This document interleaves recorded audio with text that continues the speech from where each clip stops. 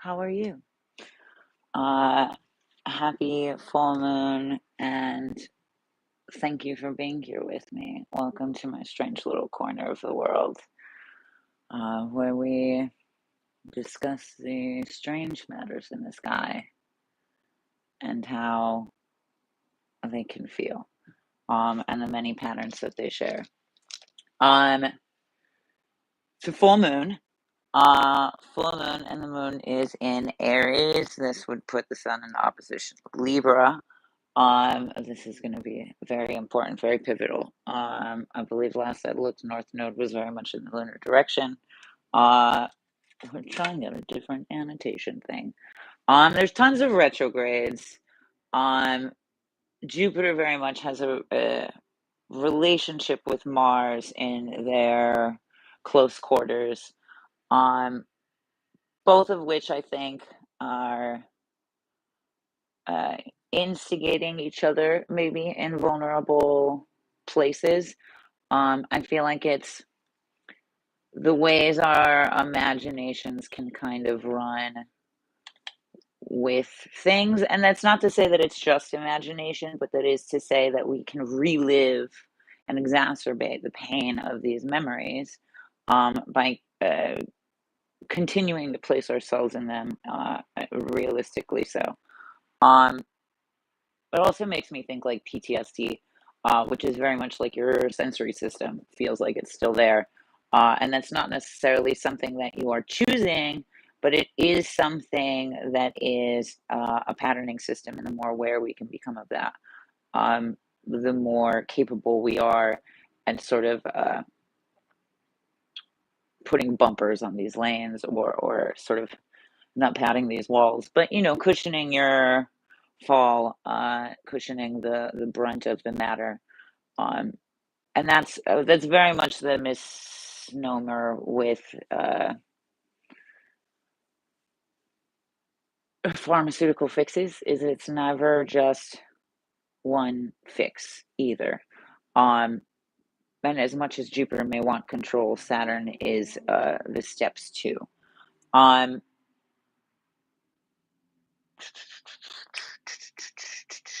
oh wait, that's Jupiter Mars. Jupiter is square Saturn. Um, Mars is a whole different thing. Jupiter is square Saturn. Uranus is square Neptune. Um, Also in hells of retrogrades. Jupiter's in retrograde. Saturn's in retrograde. Jupiter in Gemini. Uh, the degrees in the speed are very interesting, and I feel like that's very much indecision and feeling out of place. It very much gives me the imagery of the way people sort of linger in doorways in between decisions, um, and the ways in which, if you move without intention, there often is something or is nothing on the other side to be excited about. Um, so do not stand in those doorways. It's actually one of my pet peeves. Just make a decision instead of blocking the path. But that can also just be me being a little tense about some things. Um, Saturn and Neptune, I think, and in these retrogrades and with this square in Jupiter, I think, again, with these degrees and speeds, um, is also kind of doing too much or not enough, or oscillating between these expectations. Mars is in Cancer, so Mars is already like questioning everything. I feel like that's maybe the most insecure place for Mars to be. So anything else squaring it with this water energy, the Saturn and Neptune in Pisces, um, is very much adding to the murkiness of the waters. And things do get harder to see, and the pressure does increase the deeper that you go. That's not to say that's not a necessary place to be sometimes, but I think when Mars is in Cancer, um, that and especially if it's being sort of overshadowed by Jupiter and its indecisive but controlling nature, or not nature, character right now, um, that can very much make this pressure feel even more so. I think that's also maybe the ways in which a lot of people feel burnt out or overwhelmed. Um, it's it comments a lot on insecurity as well. Let's see. I have a funny little new way to take notes today, and it's on a little uh chart. So let's see if I can actually read my own handwriting. Saturn and Neptune. Da da da da da da. Um. Oh, we're gonna save that for a second. For a second. For a second. Okay, so opposition, the sun being in Libra. Um, Also not necessarily with anything else, right? Um, but Libra's idealism, which is for as much as it is a symbol of balance, I often feel like Libras are striving for and not feeling very naturally balanced. And that is because we're so aware of the weight on either sides when you're constantly comparing in an attempt to balance these things. Sometimes we just add unnecessary weight to things. Um, Idealism and perfectionism being one of those things that's also probably extra devastating to this Mars and Cancer, right? Let alone with Jupiter and its overshadowing, let alone with Saturn in retrograde and Neptune in retrograde with these deep insecurities or these unlucky moments and sort of unlucky lessons, and the way that can kind of make us feel less than, right? Or like we're always striving for more, or the amount of times, or the amount of which I hear, if only I had, then this would, if only I, then this would, if only I had, this much money, then blah, blah, blah, blah. Even I do it. If only I had, then I'd be able to, blah, blah, blah. However, it is a way that you create space between you and this thing. And it is a way that I think we sort of mute our desire around this thing. Uh, Rather than actually invest into the idea that leads us there. That's again where we get too caught up in the end product and not so much in the journey. Um, and that's hard to see through because we do live in an age of convenience, uh, and the extra work feels like even more extra work. Uh, but I think that's where Libra's going to have to get some dirt under their nails. I think idealism may deter us from the truth in the shadows, and exactly that. Get some dirt under your nails, and see what really is at the bottom of all these, very watery energies. There's a lot going on, and what I read was there's a place called the water in the sky that's like very aqua ridden constellations, um which in opposition with this sun and this full moon in Aries is also with Eris and Chiron in retrograde. Chiron has been kicking all of our asses for a long time in its retrograde, and I do think that will surprise us in the coming months. Um, but so in these watery placements within the sky, outside of just the major accepted planets, and other astral bodies, the moon's actually like it looks like there's comets just like coming at the center, like from all angles, like our own galaxies at war. And I was digging into this a little bit because this is also right. If North Node is here, if this is where the weight is tethering to, then what are these astral bodies and why are they encircling the moon like this? And sure enough, there's the asteroid Hygeia, the asteroid Fortuna, and the asteroid Sylvia. Um, have been looking up more and more about those things. And Sylvia has two of its own moons, and we already have a second moon. So a lot of energy here, a lot of emotional energy, a lot of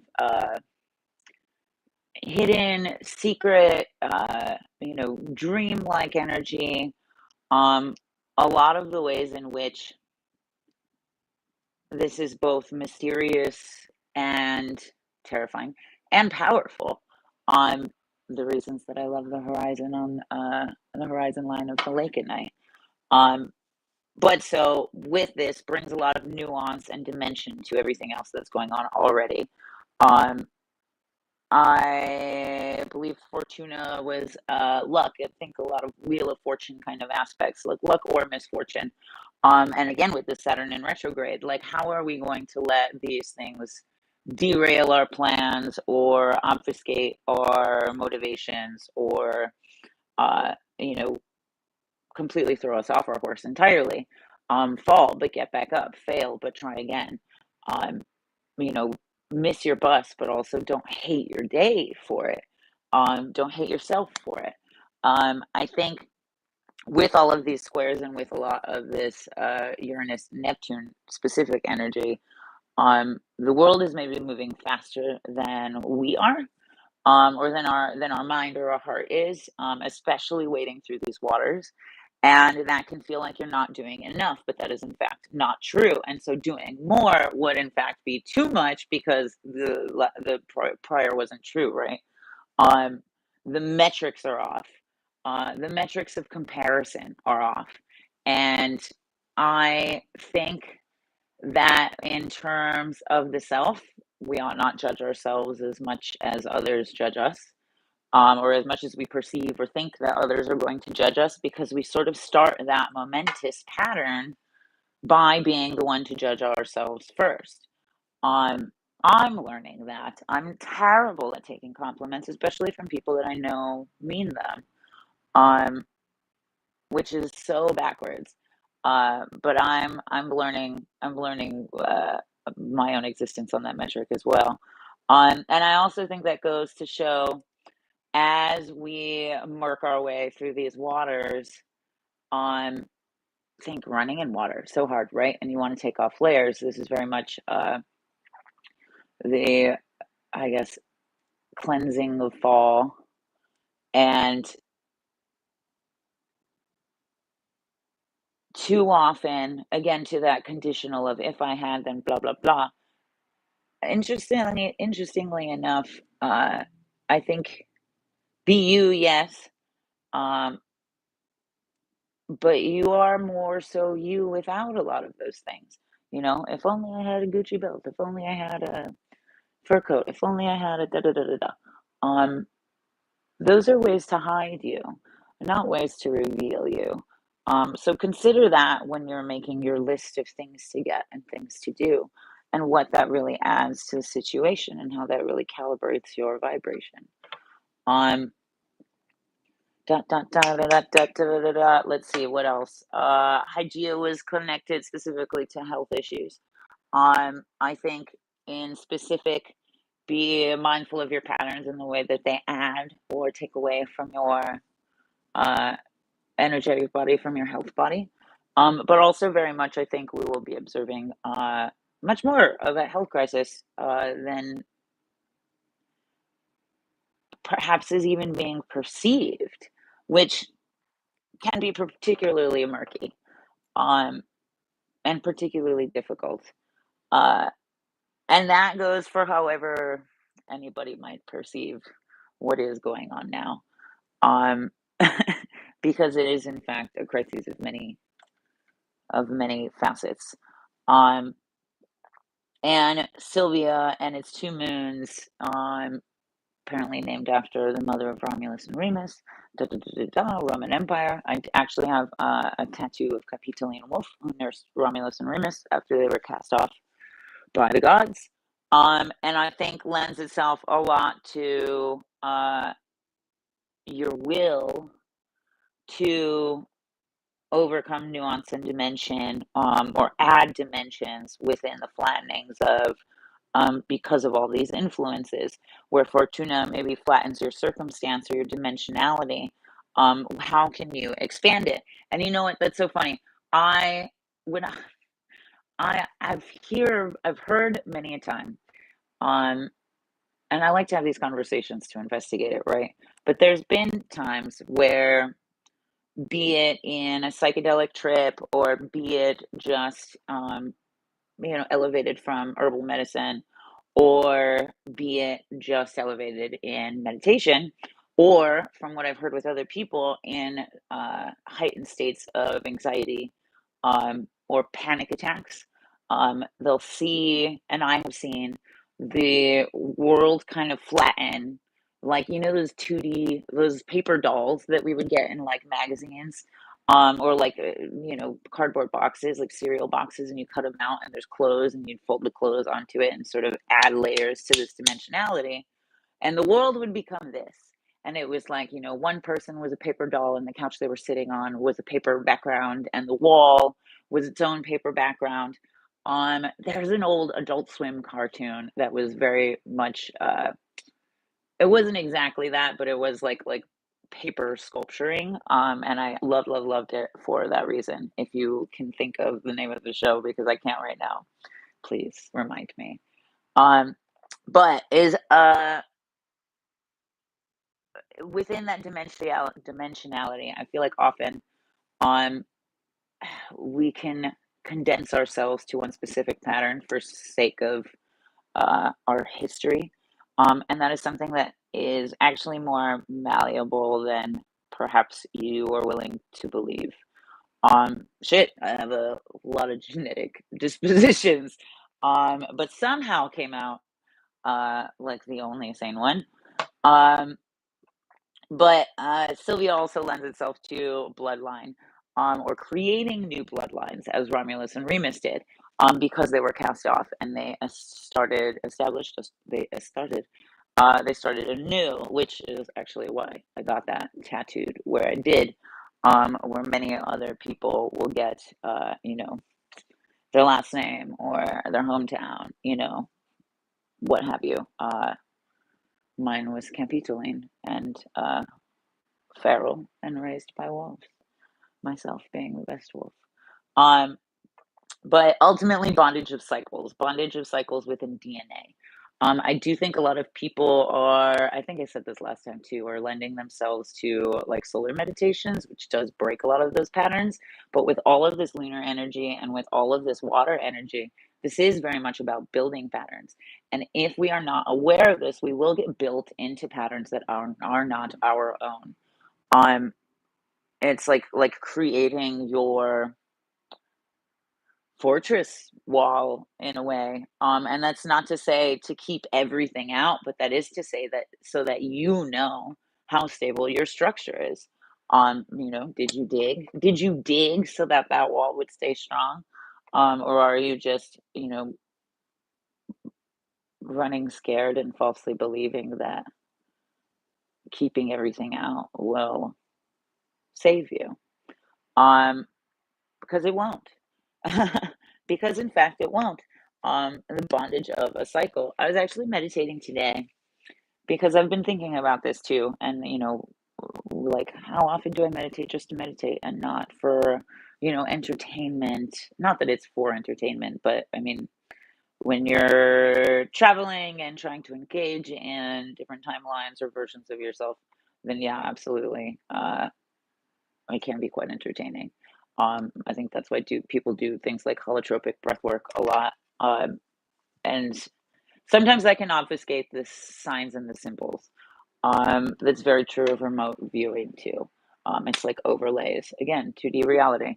Um, but in this meditation where I was trying not to entertain myself and just connect and just feel things, um, I felt fear and I asked what that fear was. And then I was taken to a lab and I was in a room, but I wasn't the person in the chair. I just could see me, and I was the person behind the glass in the lab, that was experimenting on this person, right? Trying to figure out what their fear is, like what the levels are, and I could see clear as day, a switch and a dial, and I had fear on, and it was maxed out, right? And so I turned it off and I dialed it down, um, and the difference between the two, um, was me or whoever version of me in this chair in this weirdly lit room, um, you know, like a interrogation room, um, was very still, very shaky, very wide-eyed, very you know, freezer fawn state kind of. And then no fear was very much like psychosis and taunting, and you know, like I got real close to the glass and was just kind of really erratic and violent. And then I turned fear back on, but I dialed it sort of mediumly, um, and heard myself or this other body that I was inhabiting that was, experimenting on this person, um, discuss fear with me and said that it wasn't my fear that was the extremes. It was like waves of all of the fear around me and whether or not I absorbed it or digested it. Um, and it asked me, "What am I afraid of?" And I told it. And it was a personal question, but I'll tell you if you're interested. Um, um, I said I was afraid of being alone. And it told me that this other experiment me said I was afraid of being alone. And this experimenter me um, told me that that is not a real fear. Um, that that is a fear that was implanted, that that is not a fear that is possible, that that is a projection of fear and of judgment. And this kind of goes back to what I said about, Mars and Cancer and insecurity and doing too much or doing too little in those metrics of comparison. And that we also ought not judge ourselves nearly as much as we think people are. Um, I think Pluto and Capricorn lends to that power, but Virgo's placement also lends itself to a lot of this. And Virgo influences will lend itself to a lot of this. Um, and we're coming out of a lot of that too, so it's kind of relieving or revealing a lot. Coming out of that Virgo season, I mean. Da, da, da, da, da, da, da, da. And what else did it tell me? It told me that I could never be alone. Um, that I'm magnetic and that everybody wants to be around me, so I can never actually be alone. But also that you always have your ancestors and your spirit with you, and your highest spirit, which is you in many timelines, which is you beyond all timelines, which is you again with no incarnation. That is you, um, and that is in fact not alone because it's with you now. And it was wild and crazy, very strangely relieving. Um, and I noticed what a difference in the way that my body was holding fear that I couldn't even understand. Because most people would look at me and think fearless. Most people who have known me for a long period of time would say fearless. So it's interesting the things that you hold and what they can reveal when you ask questions. Um, and maybe the right questions, which we're not necessarily always equipped. But stay curious and stay imaginative. Those things are very much two sides of the same coin, or two muscles of the same expression. To free yourself from bondage of cycles. There's a midheaven placement within Aquarius that Pluto will ultimately move into at some point. So we're about to go on a journey, as if I didn't already just take you on one. Um, I think that'll lend to our understanding of flow. And again, not uh, flow in any comprehension is that your state of flow and what is true to you, or is it the way you flow in the world and how important the path of least resistance is, um, and if or when that's appropriate. Not there are times for sure, um, but is that the overall or overreaching? Not quite sure. Um, it'll be the difference between acceptance and imagination. With faults with DNA lines, with insecurity, with state of the world. I think where sure there will be times where we're called to accept things, parts of ourselves, what have you. I don't think that should be confused with accepting circumstances that are um,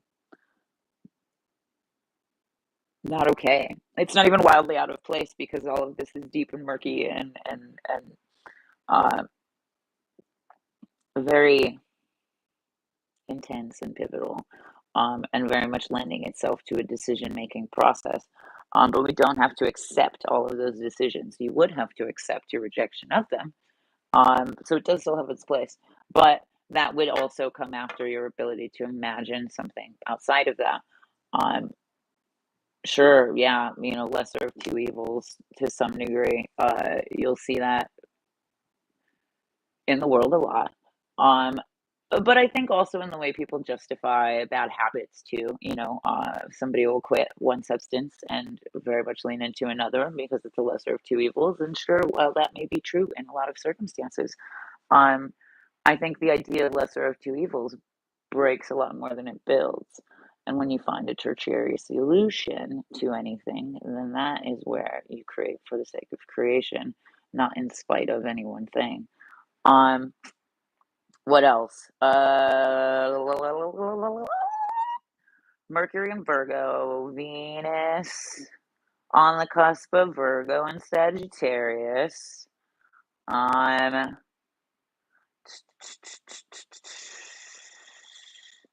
Mercury and Virgo. I'm 100% leaning to this acceptance or imagination thing. Um, I think acceptance of other people's truth can feel a lot like a branding or bring branded by. And maybe that's, like that's gang initiation. Maybe that's, clubs. Maybe that there is 100% way more 501c(d)(e)(f)(g's for sake of tax breaks, because this is how the middle class become the upper class. Fun tax loophole. That is not to say that it is also not its own, or that these things can't also be their own form of imprisonment within their own system. Um, blah, blah, blah, Mercury imagination, Mercury acceptance or imagination. Venus, however, moving into things more seriously, is going to be very true to Sagittarius, the right point and the right momentum. Um, even with these moons outside of, or even with these asteroids outside of the moon, I'm going to show you something really quick, but I have to find a pen. But I have to find a pen.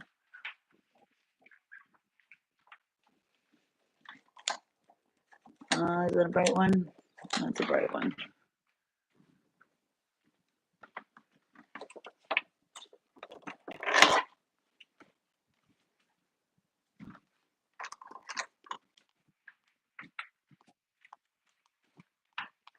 Bear with me. I took my calendar off the fridge. On Venus, Ceres, Pluto, taking us on this journey, and with these three planets around this moon, the moon right here, bam, don't mind my crazy. We have very much this, right? I'm sure you've seen it in like the Da Vinci Code or whatever. It's nothing special. An ohm circuit, a patterning tool. But let's say one of these is your memory, and one of these is your will, inspiration, or imagination, as those things oscillate. Funny how that works in threes too. And then this last would be your movement toward whatever action, right? Same thing with breaking DNA cycles. Oh gosh, can we see it? There's your memory, your will, imagination, creativity, and your action, right? What Venus in Sagittarius will do is rather than, let me get a different,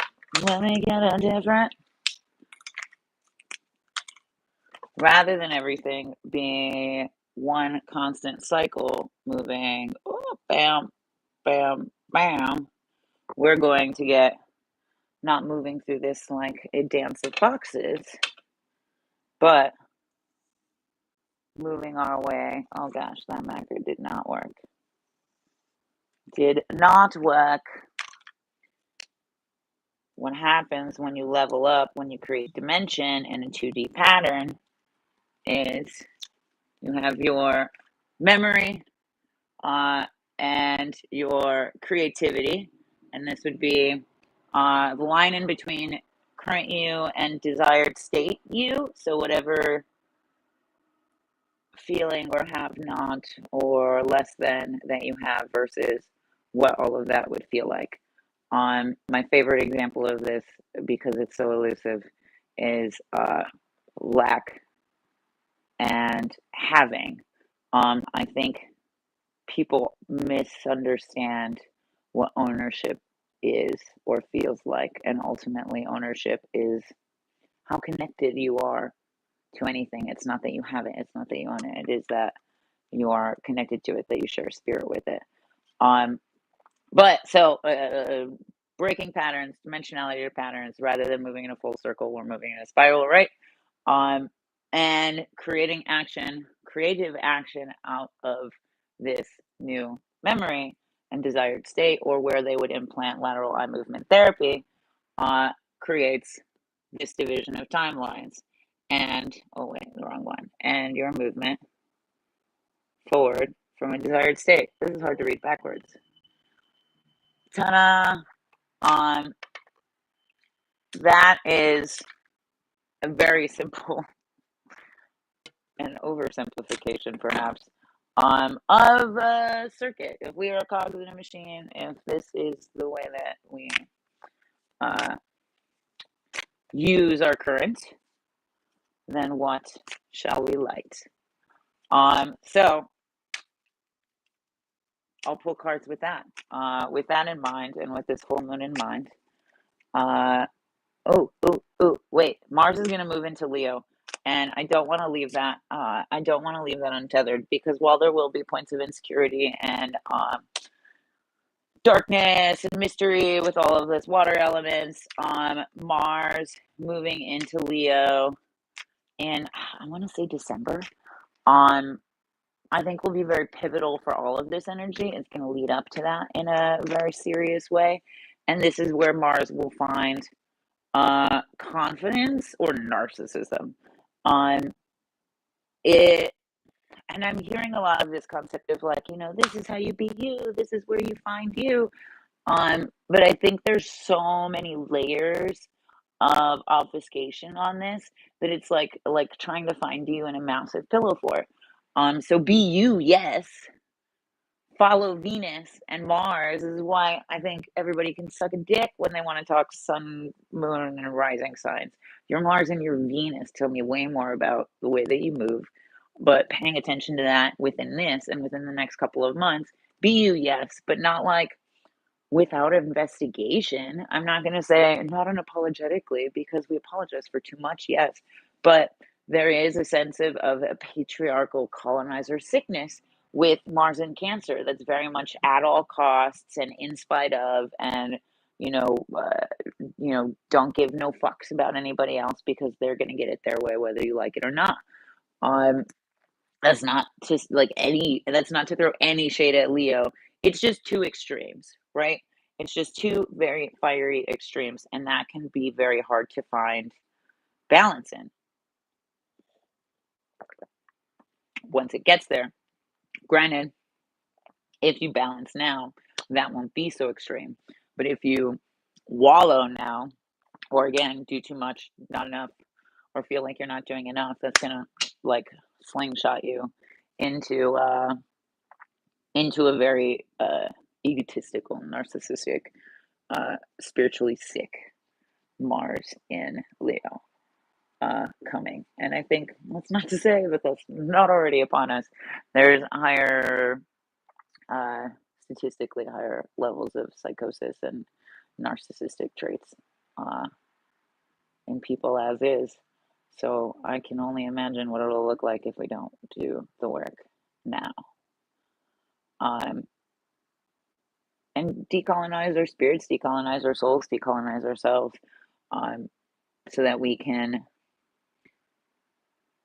dismantle this hierarchical view of better than, and understand how we are with things so we can ask the right questions and not uh, condemn, but understand the vibration of life in everything, um, even in plastic, electronic, inanimate objects, um, in anything that we gift. There's a spirit attached to it. When you can understand,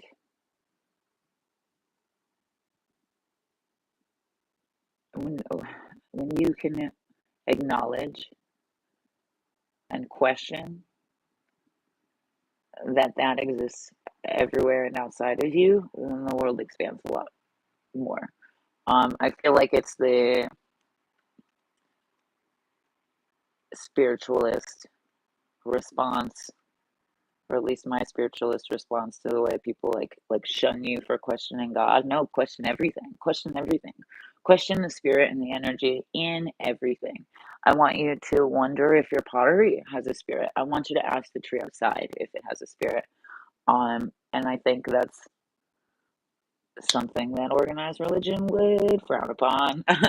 um, but they would frown on questions entirely anyway, right? And I'm not here to tell you not to believe in anything bigger than yourself, but I am here to remind you that you can think for yourself because those modalities aren't really trying to construct that for us, or give us the language for that. So, party on. Let's see, da da da da.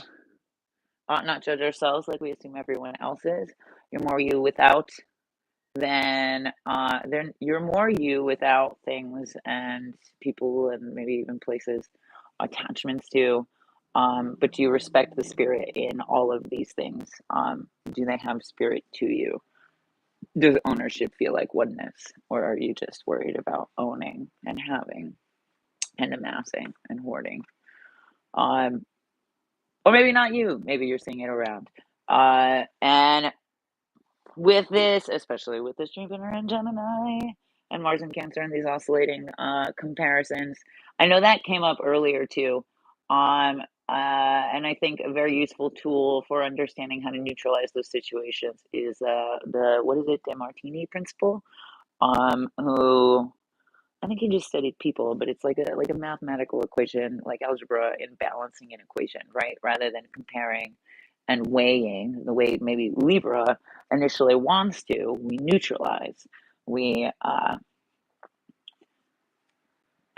you know, you know how they say in patterning to, for every like bad thought you have, say like three things you're grateful for.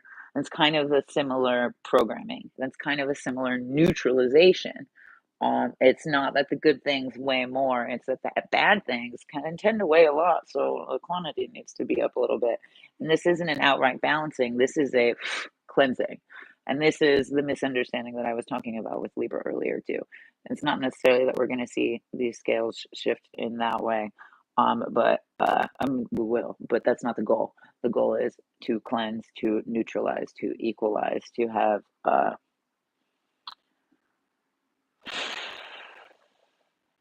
pure levitation, stability, all of those things. I feel like that is much more for some of my deeper meditation babes than some that are maybe just here for some validation and insight. Um, but there's also very much this element of comparison with religious wars and, what is better, what is right. Da, da, da, da, da. I feel like I've been seeing that a lot on threads and Reddit as well.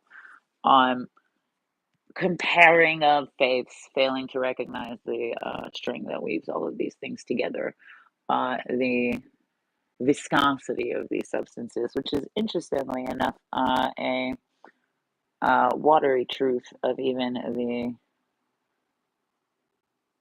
most perceivably hard objects that we've seen, i.e., the Earth's crust is leaking. Um, With that being said, also pay attention to conversion rates. I mean, you don't have to pay attention to. I'm going to pay attention to this. Conversion rates within religion. I'm sure we'll see a lot more people sort of dive deeper into one side or another. And both of those are responses, trauma responses to emotions.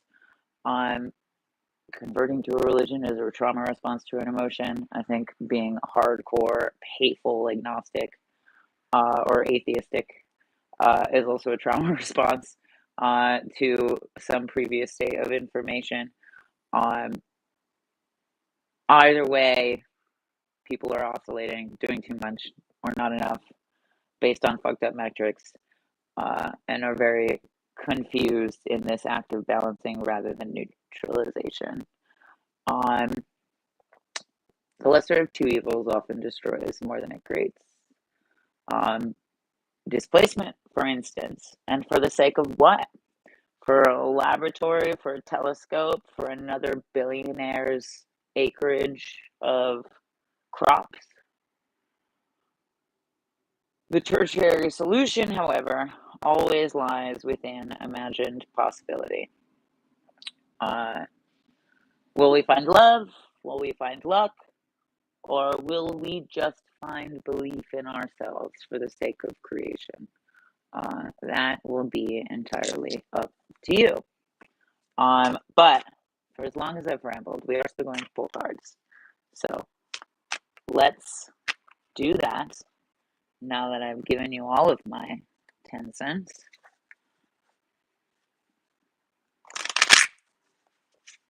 And give you a minute to digest all of this.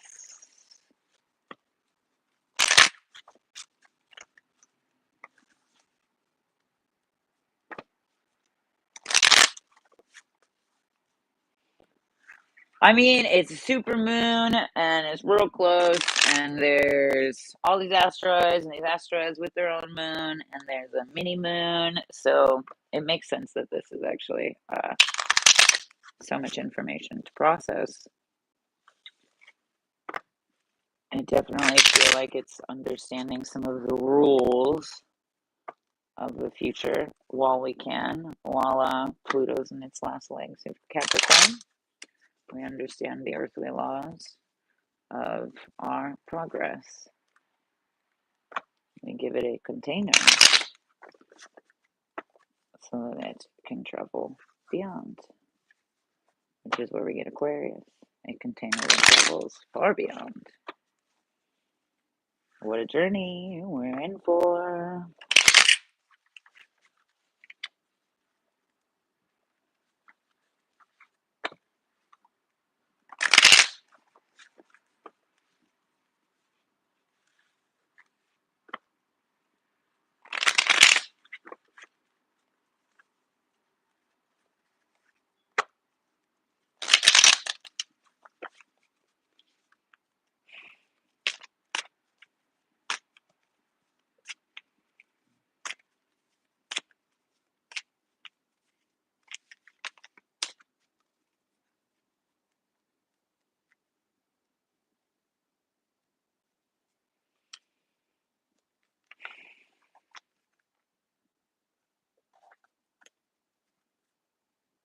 All right.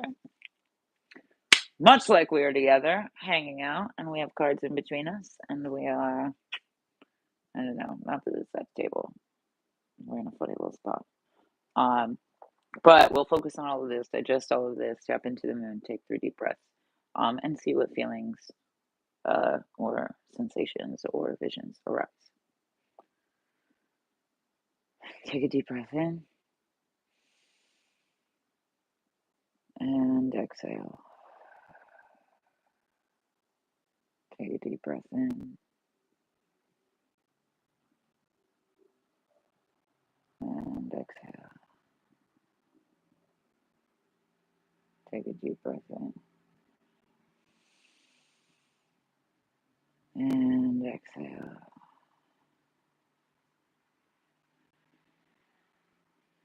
Ooh, okay. I really like that. Ooh, okay, yeah. I feel like this is a little bit more hands off, right? This is about understanding that which we do not see, energy, in particular, understanding your own energy. Think Tai Chi, think Qigong, think Reiki, right? Light language. Um, Shout out other light language weirdos. Love ya. Um, Understanding your connection to those things, right?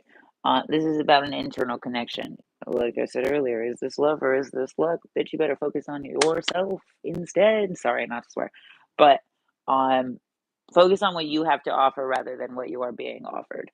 I think what you are being offered is more of a distraction. Uh, and quite honestly, absolutely, it's marketing to keep this fucking company growing because it's a terrible company. And it is trying to liquidate its own assets in some way, shape, or form. They talk about this in Project 2025 with public schooling to be liquidated because it's a failing business, so that they can start really funneling that into private education, which would be, I'm sure, re-education of their own design. But uh, also, even the military, they'll give you a car, they'll give you da da da da da. It's the ways in which it's not benefits, it's the ways in which they sort of dress up exploitation, really. Um, this is also very true of jobs that will offer you like free food or free drinks or whatever rather than benefits. It is to sort of obfuscate and keep you satiated or numb from the actual response. Um, which is this Five of Swords, present state, gated in, boxed in, categorized, and exactly.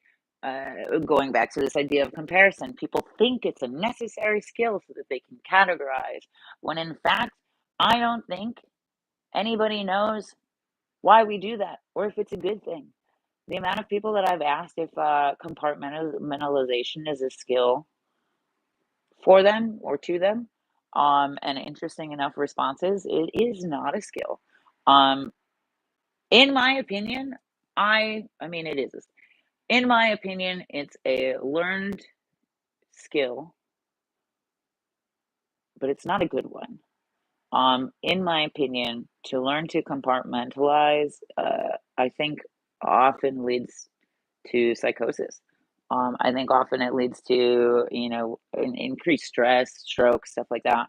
Um, Mental breakdowns. This is why you see people in corporate positions, high powered positions, completely lose their freaking minds.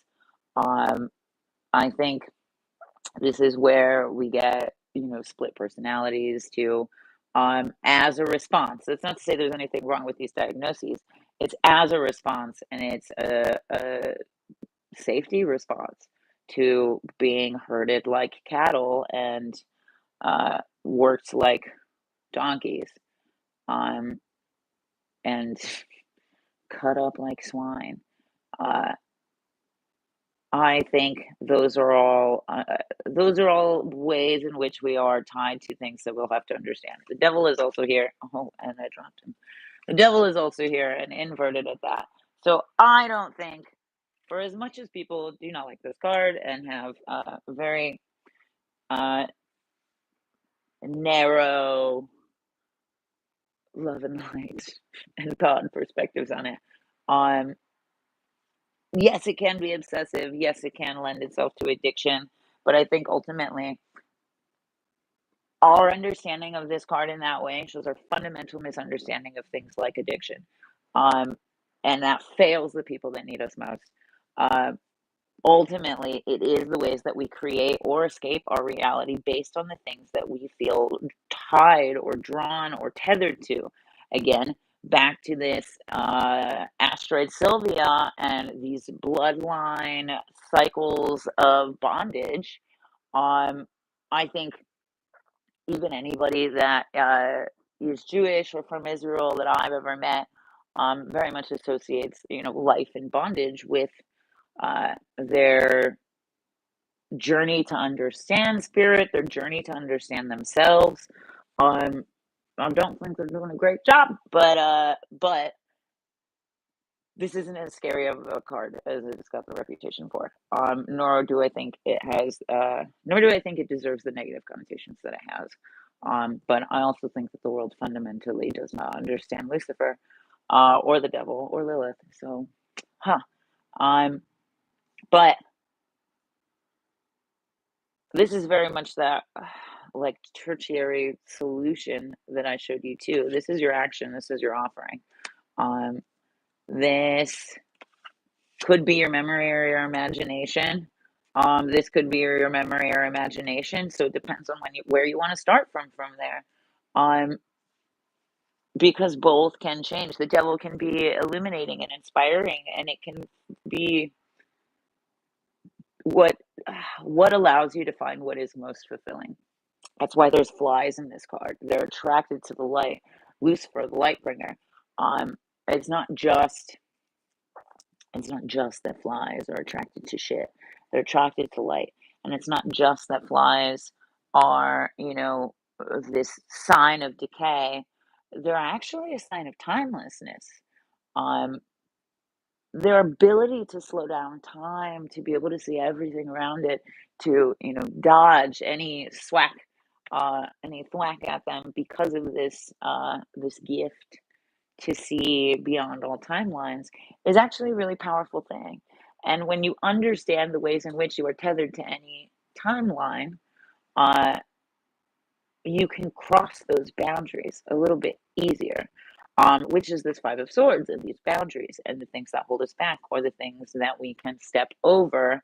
Again, it's Gemini, and this that doorway thing that I was talking about, and step over into a new reality, or that line, that arrow that I drew, leading to action, talking about Mercury and Venus moving to Sagittarius.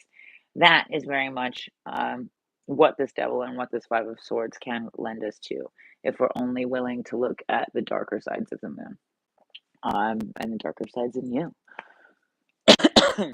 which is to truly know you. And I feel like a lot of this is going to get covered in fluff about be you, like unashamed, slay girl, or whatever. This very like young, give no fucks, egocentric Western astrological view, because they're more focused on wealth and plenty in other ways. 100%. I think if you overlay Western and Vedic astrology, it very much is a full picture. But I've learned that Western astrology directs you toward your ego and directs you toward your like solar plexus, like sense of self, but in a putrefying way. That's why there's so many subtle variations of blues and yellows in auras, if you read auras. Um, and combinations of those exist, but oftentimes there's one that's rarer than the other. And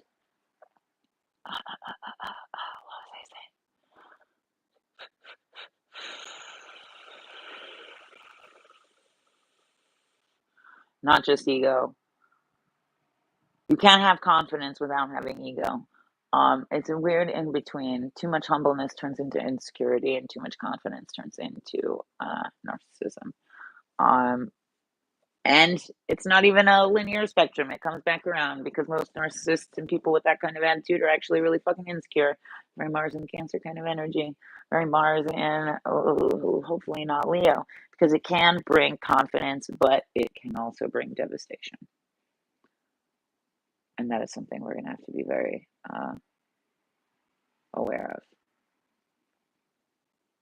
And that will not seem like this kind of energy, but that's because this isn't about what's being given to you. This is about what you're giving back. Because you can only have as much ownership as you are connected to.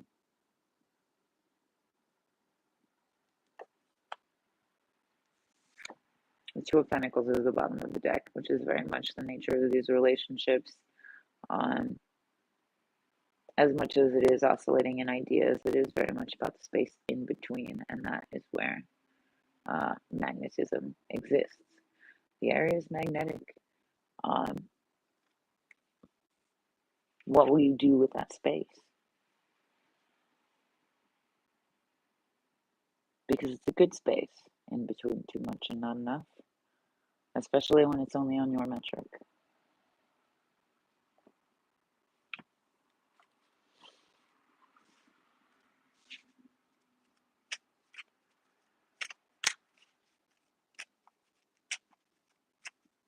with this devil in any pain, I think with the moon in Chiron and Aries in retrograde, uh, it can bring a lot of negative feelings, and it can bring regret, uh, especially once we see this Mars in Leo. I hope you don't move. I hope you watch this so that you don't move into that with regret in your heart about how you handled this.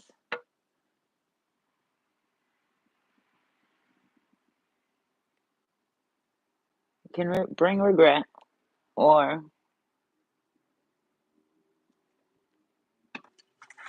you can do the work now so that you don't find yourself opening your eyes and wondering, how the fuck did I get here? In that tone. Because that can also be a really good thing. That can also be you opening your eyes and being like,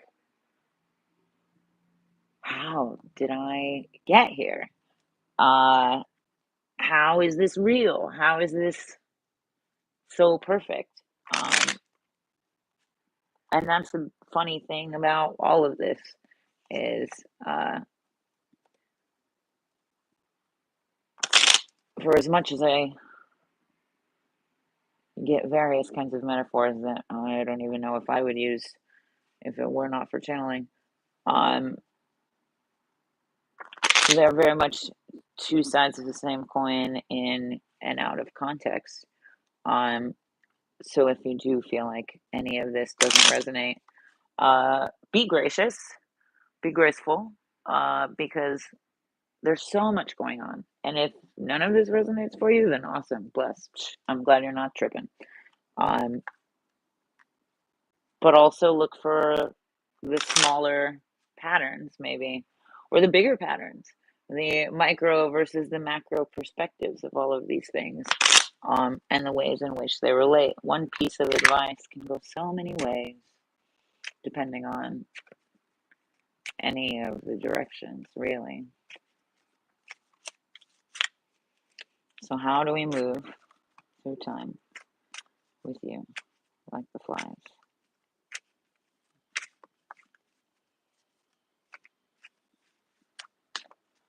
Ooh, this is also about vibration. The Devil and the Two of Pentacles is very much about vibration. The space in between, it's like a telephone pole, and that carries sound. You might not hear it. You might not even know if you feel it for real or for sure. You might feel like you're making it up in your head, but that's very much the healing of subtle frequencies. The government knows that, only they're not trying to heal, dear. So if you struggle to believe, that is one thing that is just as tangible as you and I.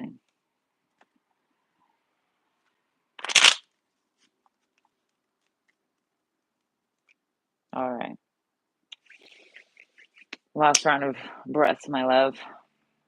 Take a deep breath in.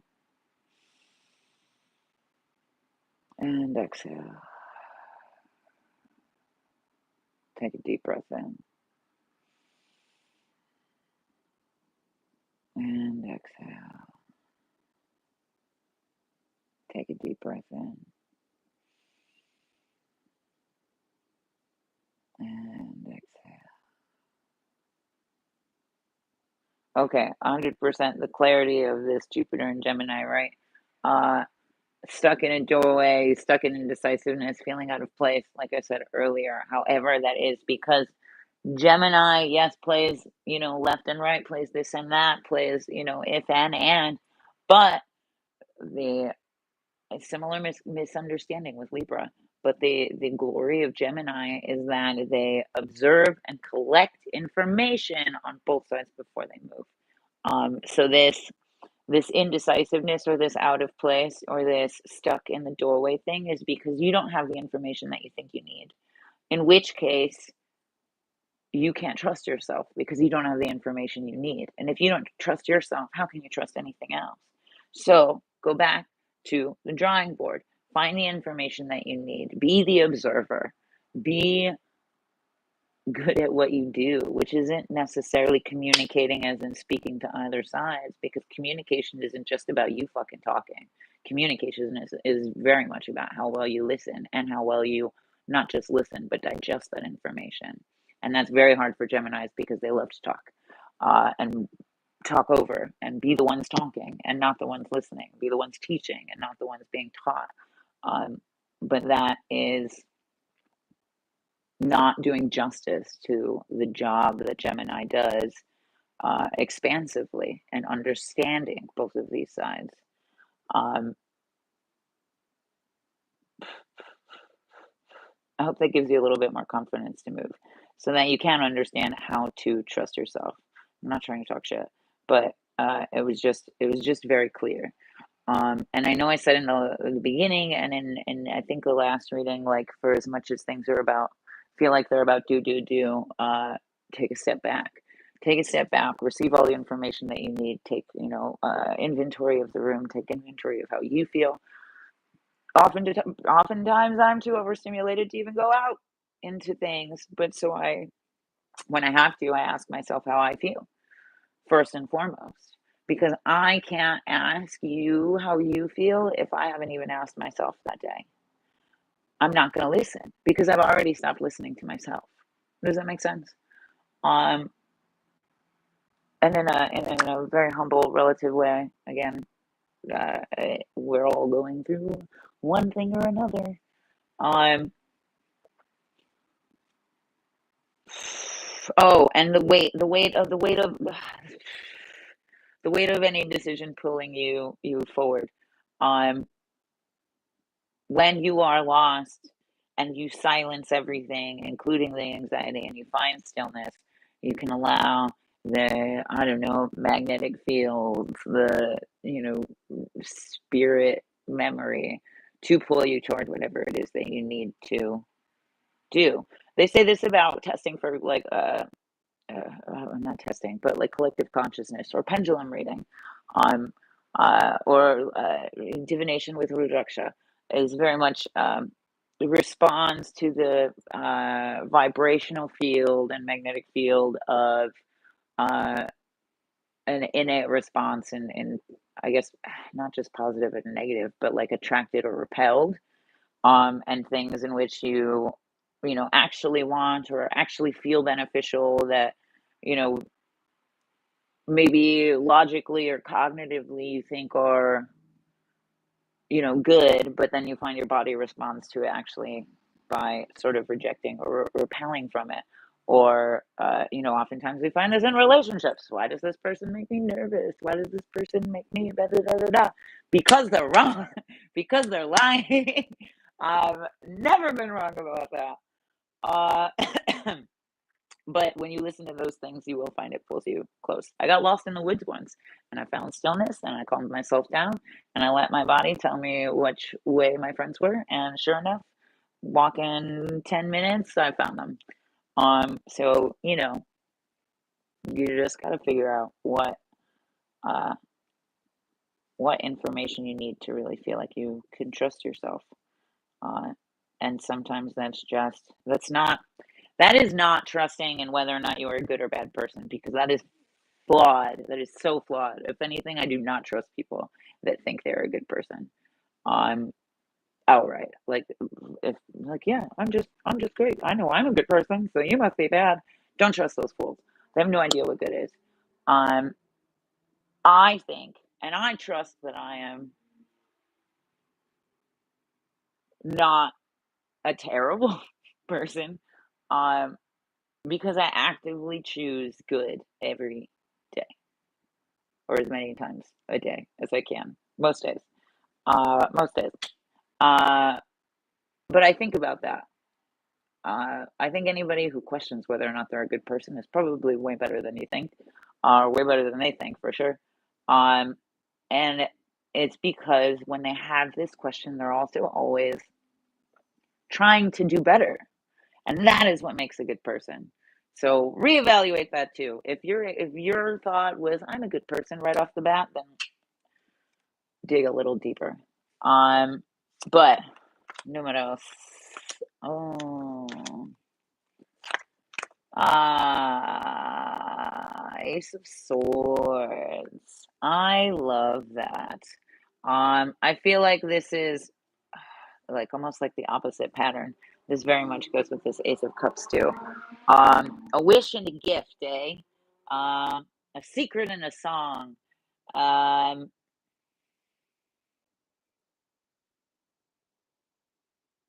it's very much like birthday wishes.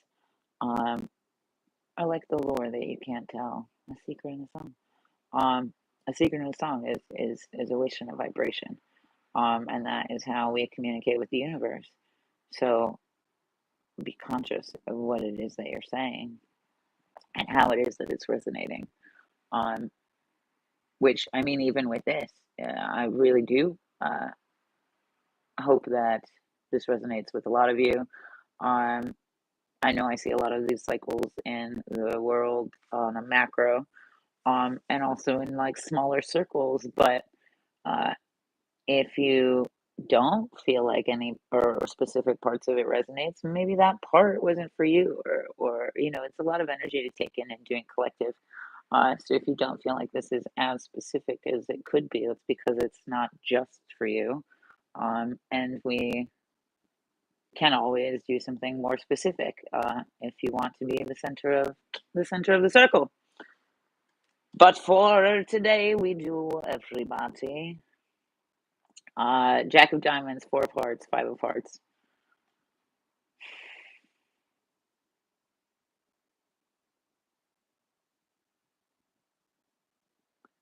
Connection, this is about a connection in a space that calls in rather than goes after what it wants, which was again what I said, hands off, the taking a step back, and also reiterates the yes, you are you, but more so um, without the things that you think make you you, because this is very much about one small subtle connection and then all of the space that it fills. That's one belief in your mind that then starts to radiate and magnify. That's one state of being or frame of seeing you that magnifies. um that's the ways in which we program ourselves for ourselves and for the day. They say this about sleeping, they say this about dreaming.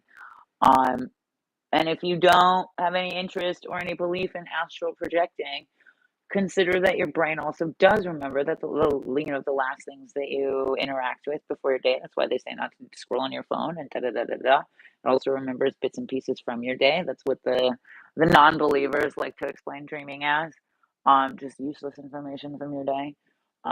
But in actuality, those are small connections that then radiate a trial of truth in another timeline in your dreams.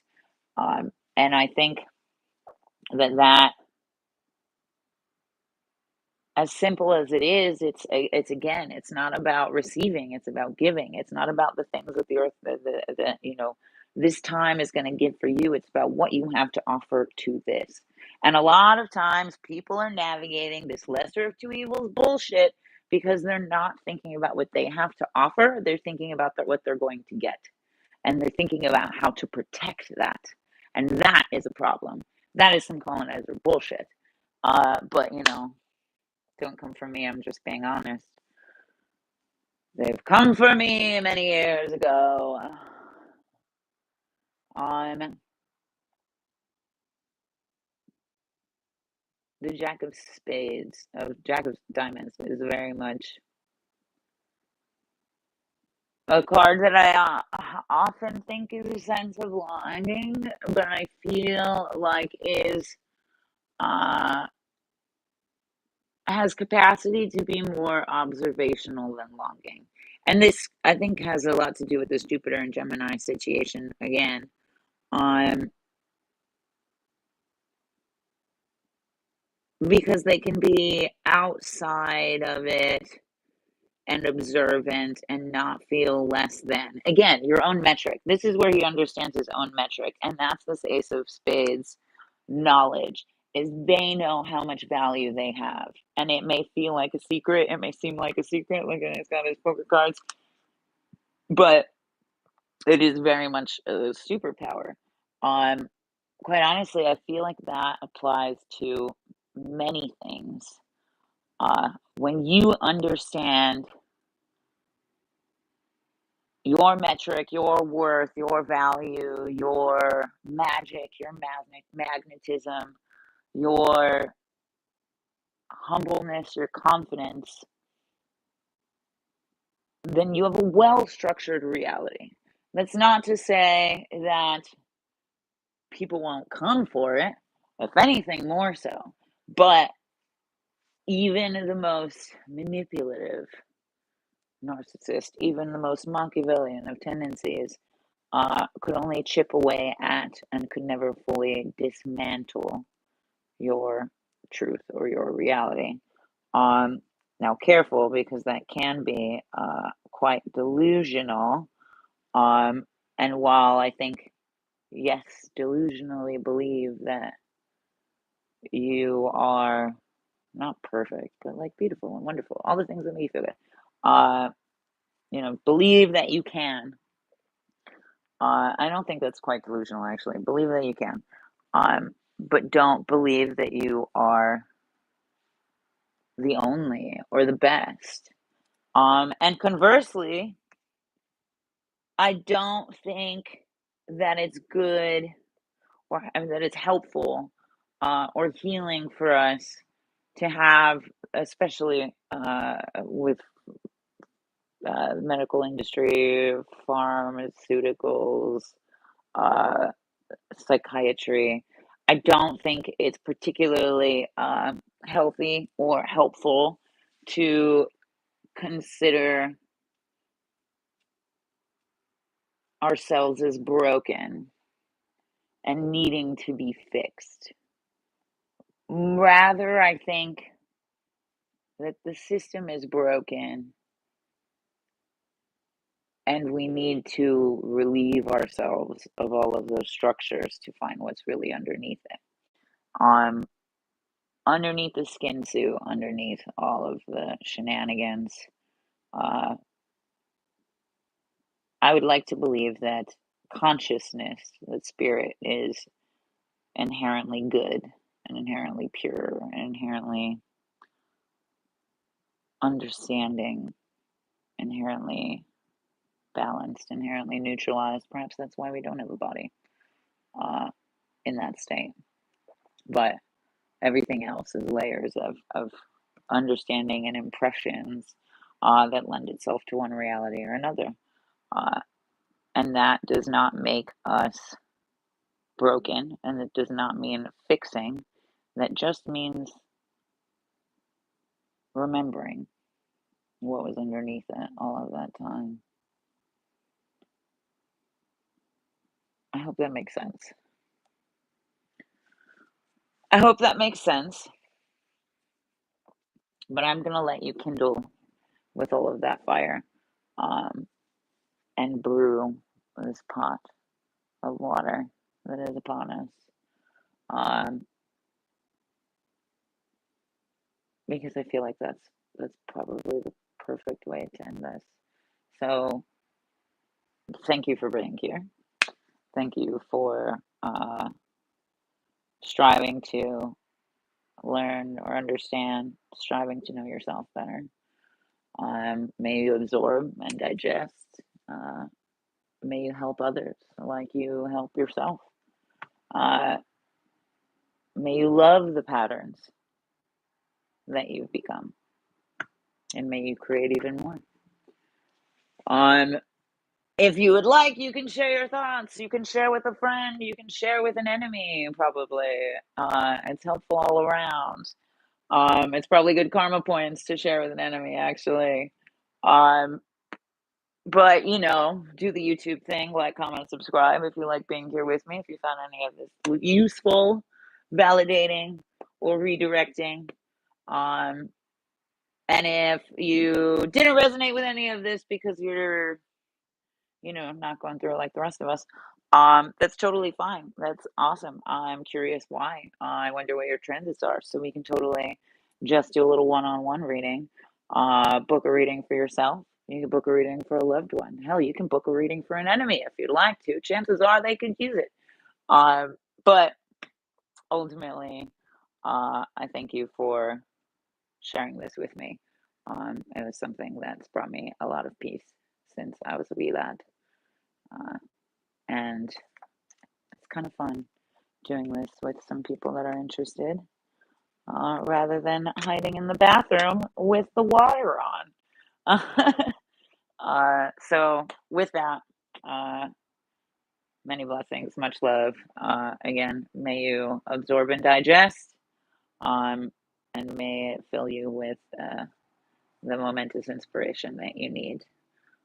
Stay blessed, and Donadakoi Dato Liike. Until next time, many blessings.